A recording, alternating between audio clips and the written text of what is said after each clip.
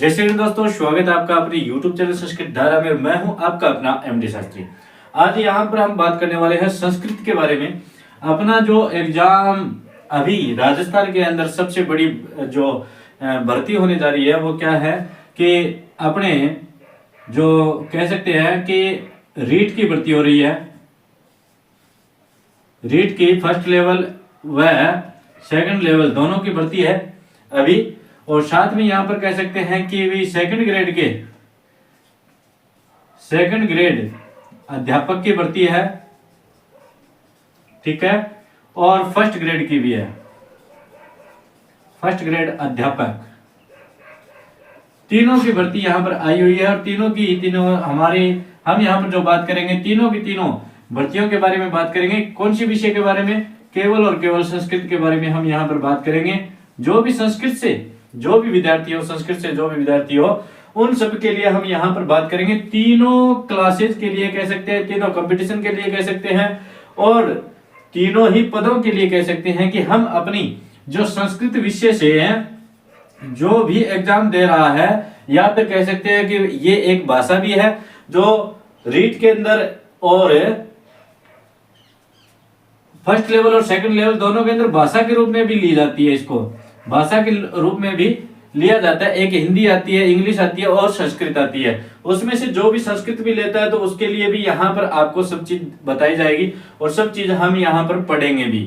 अब दूसरी बात हम बात कर लेते हैं इसके सिलेबस के बारे में। यहाँ पर की सिलेबस क्या क्या आने वाला है इन तीनों का।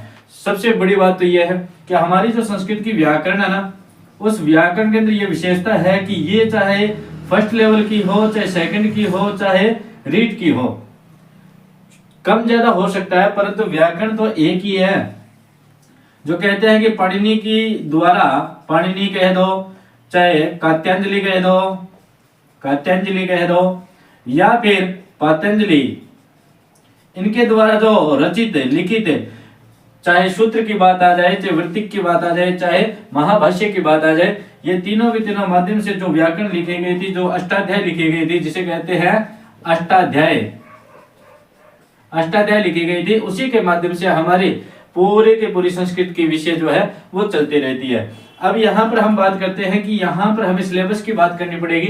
तीनों पदों के अंदर हमें अगर संस्कृत में अपनी पद को पूर्ण रूप से अपना करना है और हमें एक सर्विस की आवश्यकता है, तो उसके लिए संस्कृत के अंदर हमें क्या क्या पढ़ना चाहिए वो सिलेबस की हम बात करेंगे। तो सिलेबस जैसे मैंने लिख लिया है, क्योंकि मैं यहाँ पर अगर वीडियो के माध्यम से अगर लिखता, यहाँ पर बोर्ड पर मैं लिखता तो काफी समय लग जाता और वीडियो बहुत लंबी हो जाती। इसलिए आपको स्क्रीन पर छोटे छोटे मैंने क्लिप बना करके आपको साथ में दे रहा हूँ, जिनको मैं पढ़ के आपको बता देता हूँ। साथ साथ में आप इनको नोट भी कर सकते हो, आपको देखने को भी मिलेगा। कि सबसे पहले आएगा संज्ञा प्रकरण। यहाँ पर एक एक शब्द ले देता हूँ। जैसे सबसे पहले आएगा संज्ञा प्रकरण। संज्ञा प्रकरण की हम बात करेंगे। संज्ञा प्रकरण में क्या क्या चीज है वो आपको साथ साथ में जो क्लिप है उसके अंदर दिखाई दे रही होगी। इत संयोगः, संहिता, सवर्ण, उदात, अनुदात, स्वरित, उच्चारण स्थानानि, प्रयत्नाः, पद्म, इन सभी का वर्णन किस में आएगा? संज्ञा प्रकरण में आएगा, ठीक है। उसके बाद में अगर बात कर लेते हैं अपने कि यहाँ पर क्या आएंगे, संधि और संधि विच्छेद के बारे में प्रश्न आएंगे। संधि और संधि विच्छेद, इनके प्रश्न यहाँ पर पूछे जा सकते हैं या पूछे जाएंगे जो हमारे सिलेबस के अंदर है, ठीक है। तो इनके अंदर हमें पता है कि संधि, अच संधि, हल संधि और विसर्ग संधि तीनों ही हमारी आ सकती है। और तीनों के अंदर जो है हल, और उसके बाद में एक कह सकते हैं अच, और फिर कह सकते हैं विसर्ग, ये तीनों संधि हमें पढ़नी पड़ेगी। तीनों संधियों के बारे में हमें जानकारी लेनी है। तो तीनों पदों के अंदर हमें काम दे सकती है, फर्स्ट लेवल, सेकंड लेवल और रीट के अंदर भी यहाँ पर तीनों चीजों के बारे में हमें पढ़ना होगा। फिर बाद में हम बात कर लेते हैं, यहाँ पर फिर आएंगे प्रत्यय, ठीक है। अब कौन कौन से प्रत्यय आएंगे इन सभी के बारे में भी मैंने यहाँ पर क्लिप में साथ साथ में बता रखा है। तो आप इनके प्रत्ययों को जैसे देख सकते हो, कत, कतवतु, सत्री, शानस, तुमुन, तब्यत, अन्यर, अणबुल, त्रीण, अण्यत, कत्वा, लैप, ल्यूट, ज्ञा, कयाप, यत, मतुप, तलप, तरप इत्यादि, ये जितने भी अपने प्रत्यय हैं ये सारे सारे प्रत्यय के स्थान पर दिए हुए हैं। फिर हम बात कर लेते हैं, आगे आएंगे उसके बाद में शब्द रूप, ठीक है। शब्द रूपाणी, शब्द रूप आएंगे जो पुल्लिंग, स्त्रीलिंग, नपुंसकलिंग तीनों के अंदर हमें पूछ सकता है। जैसे राम, हरि, पति, सखी, गुरु, पितृ, भू, भृता, इन सब में किसी का भी पूछ सकता है। रमा का, मति का, नदी का, धेनु का, वधु का, स्त्री का, किसी का भी पूछ सकता है। उसके अंदर हम ये एक एक अलग अलग शब्द रूप के बारे में जानकारी लेंगे पढ़ते समय। उसके बाद में आ जाते हैं धातु रूपाणी। ठीक है, शब्द के बाद में क्या आ जाते हैं? धातु रूपाणी। धातु रूप, अब धातु रूप जो है वो 5 प्रकार के होते हैं, वैसे 10 होते हैं, परंतु यहाँ 5 प्रकार के लकारों के बारे में पूछा हमें। लट, लिट, लोट, लंग, विधि, लिंग, इन्हीं पांचों के बारे में हमें यहाँ पर अध्ययन करना होगा, जिसके बारे में हम पता है कि रीट के अंदर सेकंड ग्रेड और फर्स्ट ग्रेड तीनों के अंदर हम इसके बारे में जानकारी लेनी पड़ती है। उसके बाद में कहता है कि अव्यय पद। अब यहाँ पर जो अव्यय पद होंगे उनके बारे में भी हमें जानकारी लेनी है। अव्यय पद किन्हें कहते हैं? अव्यय पद अत्र, इता, ततः, अद्य, इन सभी शब्दों को क्या कहते हैं? अव्यय शब्द कहते हैं, जिनका प्रयोग हमें शब्द या वाक्य बनाने में किया जाता है। उसके बाद में यहाँ पर बात आ जाती है उपसर्ग की। हम बात करेंगे उपसर्ग की। उपसर्ग संस्कृत में 22 होते हैं, द्वाविंशति जिसे कहते हैं, 22 होते हैं। 22 के बारे में हमें यहाँ पर पढ़ना होगा, जिसके बारे में हम पता लगा सकते हैं कि उपसर्ग क्या होते हैं, उपसर्ग कहाँ पर प्रयोग होते हैं। उपसर्ग के माध्यम से कुछ समास भी है, उनके अंदर भी काम में आते हैं, कुछ अव्यय भी है, यानी बहुत सारी जगह उपसर्ग भी काम आएंगे। तो उपसर्गों के बारे में पढ़ना है। उसके बाद में विशेष रूप से आ जाते हैं साहित्य। हमारा क्या आएगा? साहित्य। अब साहित्य के बारे में अगर हम बात करें तो सबसे पहले आएंगे महाकाव्य। महाकाव्य कवि वाल्मीकि, अश्वघोष, कालिदास, भारवी, माघ, श्रीहर्ष, ये सारे महाकवि हैं जो काव्य की रचना करने वाले हैं।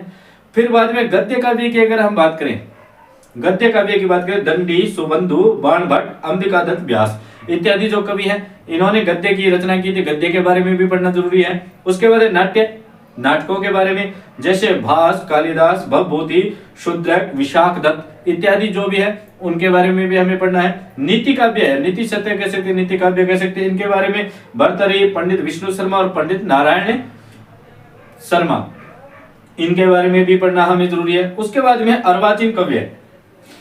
अब उसके बाद में क्या आएंगे? अर्वाचीन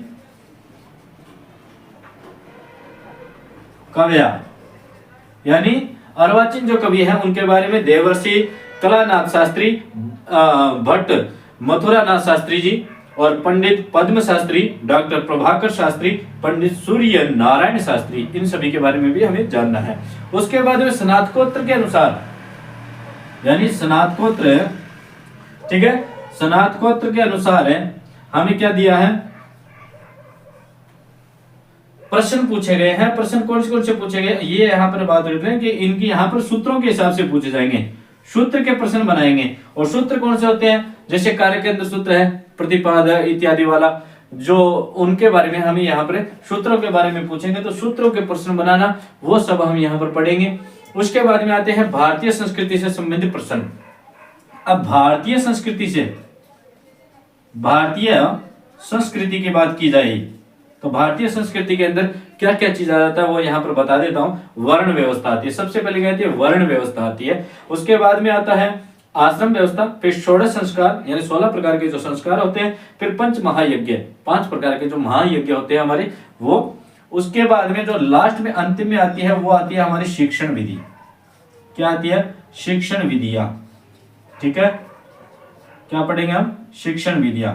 तो यहाँ पर आकर के हमें शिक्षण विधियां पढ़नी होगी, जो चाहे गद्य हो, पद्य हो, पाठ योजनाएं हो, इन सभी के बारे में हम यहाँ पर पढ़ेंगे। और भाषा कौशल इत्यादि के बारे में भी यहाँ पर पढ़ा जाएगा।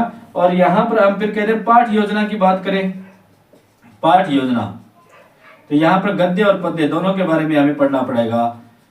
ठीक है, ये हो गया हमारा सिलेबस, जो आपको साथ साथ में यहाँ पर स्क्रीन पर भी क्लिप के बारे में थोड़ी सी दिखाई दे रही है। तो मैंने थोड़ी सी मेहनत करके आपकी कोशिश की है। तो आपको अगर पसंद आए तो वीडियो को आगे से आगे शेयर करना, क्योंकि जो भी मेरे भाई बंधु मित्र जो भी हैं वो अगर संस्कृत का अभी रीट के फर्स्ट लेवल या सेकंड लेवल में संस्कृत लेकर के या संस्कृत भाषा के माध्यम से एग्जाम देना चाहता हो, या सेकंड ग्रेड और फर्स्ट ग्रेड के अंदर भी वो अगर संस्कृत से एग्जाम देना चाहता हो, तो उसके लिए ये सारी चीजें बहुत अच्छी कामयाब और बहुत अच्छी उसको काम आ सकती है, उसका सहयोग बहुत कर सकती है, पद प्राप्ति के लिए बहुत अच्छा सहयोग प्राप्त कर सकती है। और ये जो है विशेष रूप से सेकंड ग्रेड का जो है पूरा सिलेबस दिया गया है। लेकिन यहाँ पर मैं आपको ये बता दूं कि फर्स्ट ग्रेड और रीट के अंदर भी इन्हीं में से ही प्रश्न उठ करके आते हैं, जिनके बारे में हम पढ़ेंगे। क्योंकि पढ़ते समय हम इनमें बहुत सारी चीजें जो आएगी हमारी, जैसे संज्ञा प्रकरण है, इसके अंदर बहुत सारी चीजें आएगी। संयोग संज्ञा हो गई, संहिता संज्ञा हो गई, अनुनासिक, उदात्त, अनुदात्त, अनुनासिक, अजनुनासिक, इन सभी के बारे में हम पढ़ेंगे। दीर्घ, प्लुत, स्वरित, इन सभी के बारे में हम पढ़ेंगे। उच्चारण स्थान हो गए, इन सभी चीजों के बारे में इनके अंदर ही आते जाते रहेंगे। हमें पता है यहाँ पर हमने केवल जो हमें एग्जाम में पूछे गए हैं, जैसे हमें विज्ञप्ति में दिया गया है कि संज्ञा प्रकरण एक नाम दे दिया, तो संज्ञा प्रकरण में क्या क्या आता है वो चीज हमें देखनी पड़ेगी। इन सभी का सिलेबस यहाँ पर बताने का मुख्य कारण यही था कि आज से अपने जो है वो रीट की और संस्कृत की जो भी चाहे एग्जाम होने वाला हो, चाहे वह रीट का फर्स्ट लेवल, सेकंड लेवल हो, चाहे सेकंड ग्रेड का हो, चाहे वह फर्स्ट ग्रेड का हो, संस्कृत के माध्यम से जो भी एग्जाम देने वाले बच्चे हैं उन सभी से मैं निवेदन करूंगा कि वीडियो को आगे से आगे शेयर करें और साथ में आप लगातार वीडियो को प्रेम देते हुए और अपना अध्ययन करें, जिसके कारण से आपको किसी भी प्रकार की कोई भी दिक्कत ना आए। जो सेकंड पेपर जो हमारा फर्स्ट ग्रेड और सेकंड ग्रेड में होने वाला है उसके अंदर किसी प्रकार की दिक्कत ना आए, उसकी मैं भरपूर कोशिश करूंगा। लेकिन आपका साथ जरूर चाहिए मेरे को, और मैं कोशिश भी करूंगा ऑनलाइन क्लासेस लगाने की। अगर ऑनलाइन क्लासेस लगने की कोशिश होगी, क्योंकि अगर नेट बढ़िया रहा, आजकल क्या मौसम भी थोड़ा बरसात का सा हो गया है, जिसके कारण से नेट की भी दिक्कत आ सकती है, अन्यथा मैं वैसे डाल दूंगा। आपको किसी प्रकार की कोई संशय हो तो कमेंट में लिख करके बता देना, क्योंकि जब भी हमारी क्लास चलेगी उसके बीच में जब भी किसी को कोई दिक्कत आएगी, यहाँ पर ये चीज समझ में नहीं आई है, तो मैं अगले दिन उस क्लास के अंदर आपकी बात को रख करके और उस बात को महत्व देते हुए यहाँ पर फिर से हम उसके बारे में चर्चा जरूर कर लेंगे।